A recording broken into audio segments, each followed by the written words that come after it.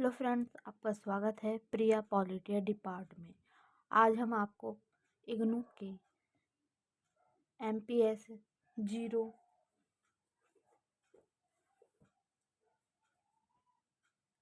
आज हम इग्नू के MGP E011 मानव सुरक्षा के नोट्स बता रहे हैं आपको। आज का हमारा क्वेश्चन है खाद्य सुरक्षा और उसका महत्व, जो हमने इग्नू की इस बुक से तैयार किया है। आपको ये सब इग्नू की बुक से मिली होगी। हमने इसके बेस पर ये कुछ नोट्स बनाए हैं जो आपके पेपर के लिए अति आवश्यक है। आइए देखते हैं। तो हमारा पहला क्वेश्चन है खाद्य सुरक्षा और उसका महत्व। तो हमने सबसे पहले क्या लिखा है, ये देखिए हमारा उत्तर किस प्रकार है। ये हमें कि आपको अपनी पेपर में किस प्रकार से उत्तर देना है। हमने लिखा है खाद्य सुरक्षा का संबंध सभी के लिए खाद्य सुनिश्चित करना है। यह पूरी व्यापकता गरीबी का उन्मूलन करने का सबसे अधिक महत्वपूर्ण उपाय है और यह समाज की प्रगति और विकसित करने का आधार रखता है। हमने बेसिक से इसमें सबसे पहले खाद्य सुरक्षा के बारे में बताया है और अब हम इसमें कुछ कोडिंग करेंगे। जैसे कि ईश्वर जो मानव ज्ञान द्वारा अकथनीय और अगाध है और इसका अर्थ है गरीबी के लिए अर्थ आध्यात्मिक है। आप हजारों भूखों के लिए अनुरोध नहीं कर सकते हैं। यह महात्मा गांधी जी की लाइन है जो आपके क्वेश्चन को बहुत ही अधिक इम्पैक्ट देगी।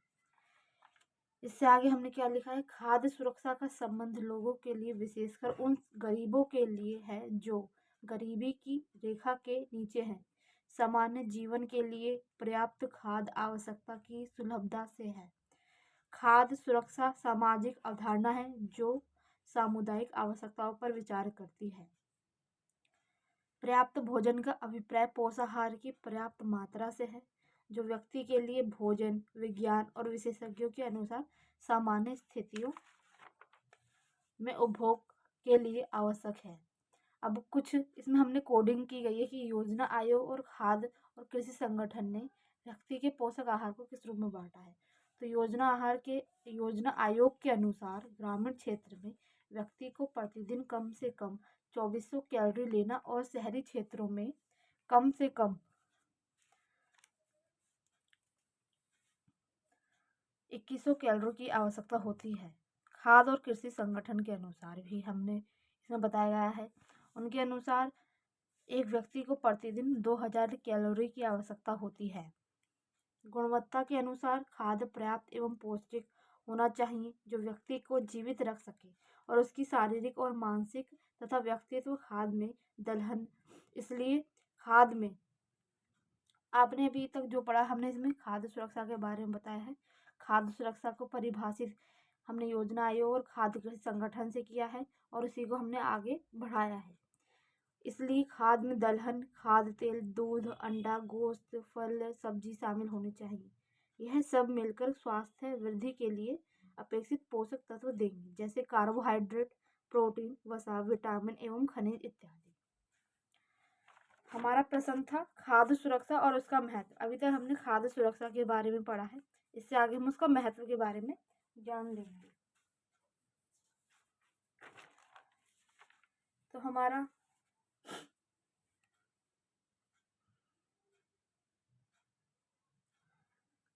अब हम खाद्य सुरक्षा और उसके महत्व के बारे में पढ़ेंगे।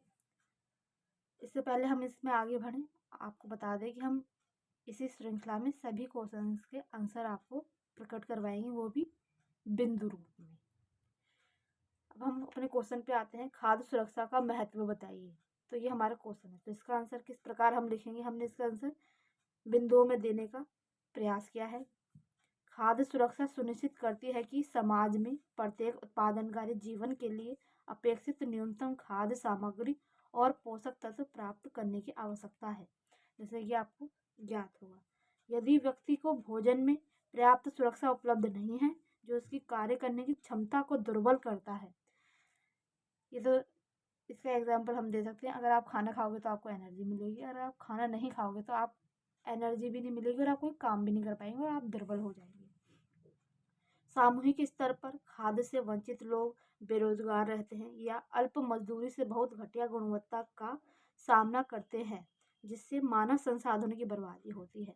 इसमें बहुत अच्छा बताया है कि सामूहिक स्तर पर बेरोजगार हो जाते हैं। बेरोजगार तो आपको पता ही है, रोजगार ना होना, और रोजगार ना होने के वो कोई भी काम करते हैं जिससे उन्हें कम ही मजदूरी मिलती है। कम मजदूरी के कारण वह मानव संसाधन को बढ़ोतरी नहीं कर पाते, उसमें एक कमजोरी के रूप में बने रहते हैं। इसी पर हमारा चौथा बिंदु है खाद्य सुरक्षा।